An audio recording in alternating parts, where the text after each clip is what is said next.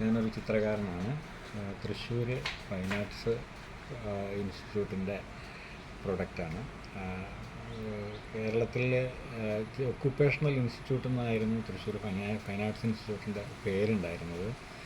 ഇന്ന് അത് പിന്നീട് ഞാൻ പഠിക്കുന്ന കാലത്തായപ്പോഴേക്കും അത് തൃശ്ശൂർ ഫൈൻ ആർട്സ് എന്ന പേരിലായി. പിന്നെ ഇപ്പോൾ അത് കോളേജ് ഓഫ് ഫൈൻ ആർട്സായി. പിന്നെ അവിടെ തന്നെയാണ് PN മേനോൻ പഠിച്ചിരുന്നത്, ഭരതൻ പഠിച്ചിരുന്നത്. എൻ്റെ മാസ്റ്ററുടെ കൂടെ പഠിച്ചിരുന്ന ആളാണ് ഭരതൻ. അപ്പോൾ അത്രയും പാരമ്പര്യമുള്ളൊരു ഇൻസ്റ്റിറ്റ്യൂട്ടിൽ 5 കൊല്ലം പഠിക്കാനുള്ള അവസരം ഉണ്ടായി. ആ 5 കൊല്ലം അവിടെ പഠിച്ചതിന് ശേഷം കേരളത്തിലുള്ള ജോലികളൊക്കെ അന്വേഷിച്ച് പലയിടത്തും എല്ലാവിധ ജോലികളും ചെയ്തതിന് ശേഷം മനോരാജ്യം ആഴ്ചപതിപ്പിലെ ഇല്ലിസ്ട്രേറ്ററായിട്ടും ലേഔട്ട് ആർട്ടിസ്റ്റായിട്ടും ജോലി ചെയ്യുമായിരുന്നു. അവിടെ വെച്ചാണ് ഓഫ്സെറ്റ് പ്രിൻറ്റിങ് പ്രസ്സിൻ്റെ ടെക്നോളജിയും എല്ലാം പഠിച്ചത്. അനലോഗ് കാലഘട്ടത്തിലാണ് നടത്തി. അത് കഴിഞ്ഞ് നേരെ വിദേശത്തേക്ക് പോയി. അവിടെ കമേഴ്ഷ്യൽ ആർട്ട് എന്ന് പറഞ്ഞ് പോയതാണ്. പക്ഷേ ആദ്യകാലങ്ങളിൽ ആ ജോലിയൊന്നും കിട്ടിയില്ല. ആദ്യകാലങ്ങളിൽ ഈ സ്കൾപ്ചർ ഖത്തർ എയർപോർട്ടിൻ്റെ ഫ്രണ്ടിൽ ഒരു 16 കോൺക്രീറ്റ് സ്കൾപ്ചർ ഉണ്ടാക്കാനുള്ള ഓറിക്സിൻ്റെ അങ്ങനെ കിട്ടി. പിന്നെ ഒരു ആനയെ ഉണ്ടാക്കാനുള്ളത് കിട്ടി.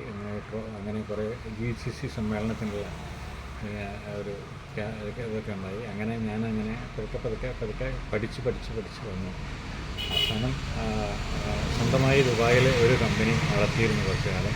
ആദ്യത്തെ സാമ്പത്തിക റിസപ്ഷനിൽ അത് കൂട്ടിയിട്ട് അങ്ങനെ ഇരിക്കുമ്പോഴാണ് കാസറ്റുകളൊക്കെ ഉണ്ടാക്കുന്ന തോംസൺ ഗ്രൂപ്പ് എന്ന് എന്നെ വിളിച്ചു കൊണ്ടുപോയി ജോലി വന്നു അവിടുത്തെ പ്രൊജക്ട്സ് മാനേജറായിട്ട്.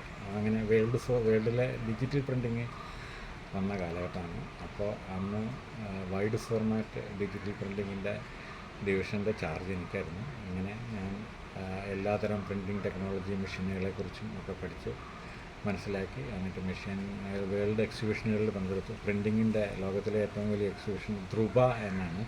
ഈ ധ്രുവയിൽ 2 പ്രാവശ്യം പോയി. അതുപോലെ മെക്കാനിക്കൽ എഞ്ചിനീയറിംഗ് എക്സിബിഷൻ യൂറോബ്ലെക്ക് എന്നുള്ളതാണ്. അത് പാരീസിലും ഹാനോവറിലും പോയി. പിന്നെ സൈൻ എക്സിബിഷൻസ്, സൈൻ ബോർഡ് അതുപോലെയുള്ള ഡിസ്പ്ലേ എക്സിബിഷൻസിൻ്റെ ഡെസൽഡോഫിലാണ്, അതും പോയി. പിന്നെ ചൈനയിൽ ഗോങ്ഷുവിൽ, ചൈന ടൗണിലും ഷാൻഹായിലും ഓരോ എക്സിബിഷനുകളിൽ പോയി.